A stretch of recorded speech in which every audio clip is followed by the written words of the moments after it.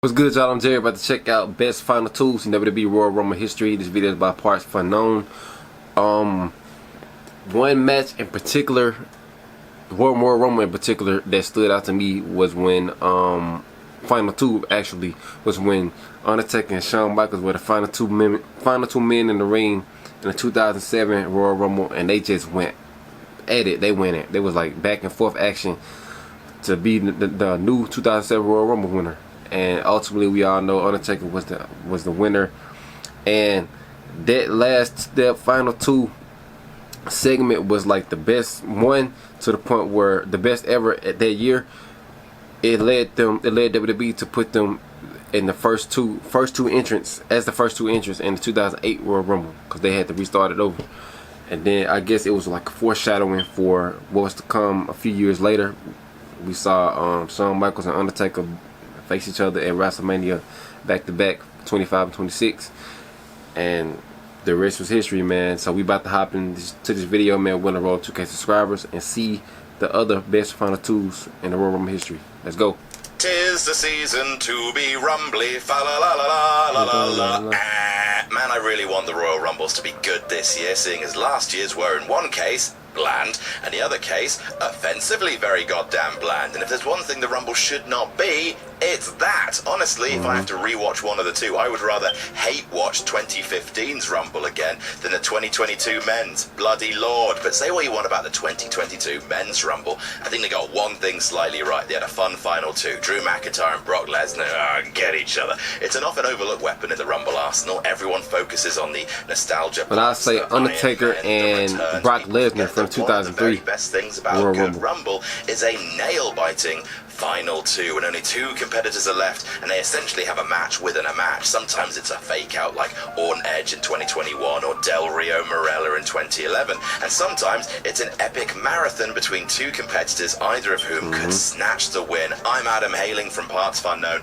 and here are our 10 best final twos in Royal Rumble history. And if you like Royal Rumble content, make sure you check out all the stuff we did last year as well. Every January we do a raft of Royal Rumble lists and fancy bookings. You want to check them out? Check them out. Number 10, Bret Hart and Lex Luger, 1994. That was the only Royal Rumble winner. Match within a match is actually good. No sooner had Bret Hart and Lex Luger been left to their own devices, indecisive from crisis to crisis, than the match was over. Seriously, from Bret and Lex being the final two to the end of the Rumble was less than a minute, which is very silly. Both men were the biggest stars in the match by far, and they could have savored it a little bit longer, but, and this is a Rikishi size bar, no way that these two aren't going on this list, because they were the first, and to this point only, co-winners of the Royal Rumble. Yep, after a few seconds of punching, both men a little bit about ropes, wrestling had history. a lovely little cuddle, and fell over the ropes together like Holmes and Moriarty going over the Reichenbach Falls, if Holmes and Moriarty had a little cuddle on the way down. Both men's feet apparently touched the mat at the same time, with a long post-match angle of trying to work out which of the lads had won it. For the sheer amount of Rumble drama surrounding two dudes, this belongs on the list, even if the wrestling part of it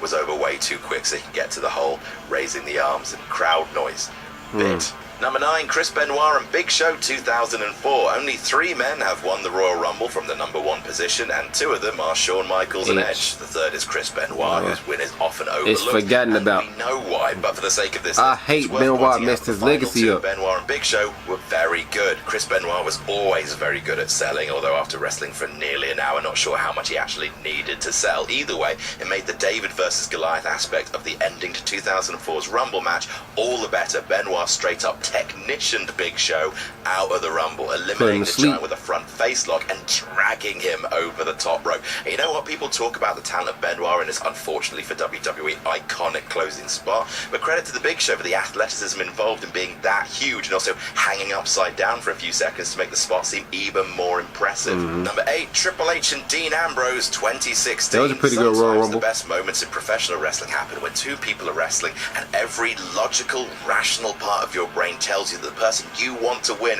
has precisely 0 chance of winning, but for slight moments, for the slightest moment, they make you believe. The 2016 Royal Rumble has some incredibly dumb booking. Reigns was forced to defend his WWE Championship in the Rumble itself, and the major angle in the match was Vince's boys taking Reigns out of the match via the bottom rope and injuring him, which is ass backwards forwards and then backwards again. Of course, Roman comes back out and we think he's going to win, but then Triple H eliminates him to a huge pop, leaving just the game and Dean Ambrose. Dean, never going to win, already Intercontinental Champion, Ambrose, and of course he doesn't, but for a few short minutes made it look like he was. Possibility in the air that WWE will pivot to much more over Ambrose at the last minute before Mania, and that's enough to make the final two a tiny bit magical. Number 7, Becky Lynch and Charlotte Flair 2019. Most of the time, at least half of this stuff from the past couple years ago, I do not remember at all. He doesn't win the Royal Rumble. You know what? That's fine. Joy is overrated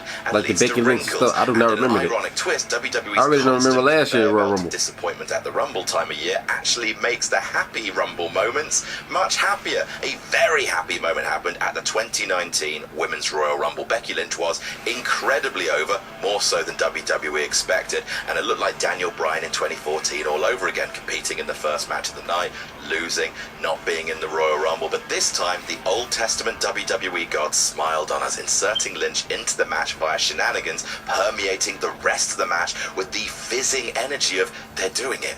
They're actually going to do it, especially when it came down to Lynch and Charlotte, the person earmarked for the WrestleMania main event. It was the fairy tale Rumble ending we wanted for D-Bry, and it finally came true. Number 6, John Cena and Batista, 2005. Lol, they felled over. The two breakout stars of 2005, either of them could have won it, and wouldn't you know it, they both did. One of the most infamous final twos of all time saw Batestes and John Pena botch a Batista bomb, which sent both guys sailing over the top rope in an unintended remake of Bret Hart and Lex Luger, but this time done perfectly. Like, they touched the ground at exactly the same time.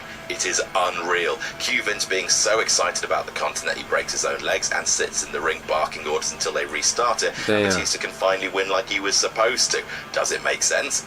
No. They could have had another Cole before they ruled that both men World win if winner. this happens, but it. It's an hilarious and eternal reminder. But both of that men went the best to new heights, new elevations. They got elevated so much his quads like a after they happened. Doyle. Number 5, Shawn Michaels and the British Bulldog, 1995. 1995, a deeply Royal Rumble, one of the most influential and referenced finishes in Rumble history. If you haven't seen it, please take my word for it that the final spot does not make watching the whole thing worth it. That being said, the final two is annoyingly brilliant. Shawn Michaels entered number 1, the British Bulldog entered number 2. 35 minutes later, it's a really short Rumble, one of the reasons why it's bad. They're the last men standing and engage in a couple of really choice final spots, mostly centered around HBK being a springy little bollocks. Davey Boy clobbers Michaels over the top rope, one foot touches the ground, and even though the bell doesn't ring, Bulldog's music plays. Michaels re-enters the ring, knocks him out, and just like that, a top 3 Rumble moment of all time, endlessly referenced again and again,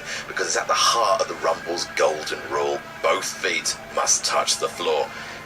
Rumble though.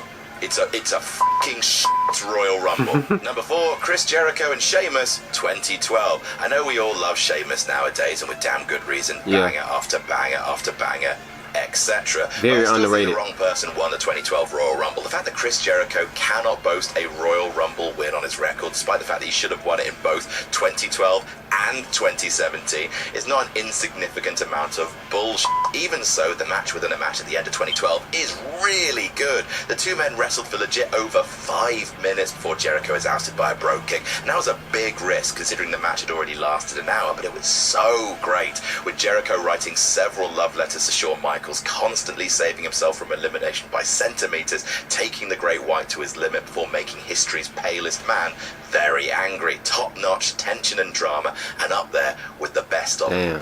Number 3, John Cena and Triple H. That was a good one. This one, John Cena just came back. I mean, this kind of feels like a little bit of a cheat, because people tend to remember the ending to the 2008 Rumble as an iconic Final 3, with Batista, Triple H and Cena each pressing the D-pad and doing their taunts. Big Dave is ousted, with the match coming down to Triple H, the favourite, going in, and John Cena, the brand new favourite, who only just came back. Holy shit. Cena's months early return from injury at number 30 sets off a hype bomb bomb inside of Madison Square Garden. The crowd are electric from the moment the Doctor of Thugonomics walks in. As such, they are still molten during the final stages of the match, right up until the great closing spot of Cena adjusting Triple H's attitude right out of the ring. Hot fire emoji, as the children tweet. Number 2, Shinsuke Nakamura and Roman Reigns, 2018. Poor Roman Reigns. But I don't remember this. When he became I remember when Shinsuke won. I don't remember. Everyone hated him so the very final much, two to the that point year. that when he actually won his Royal Rumble in 2015,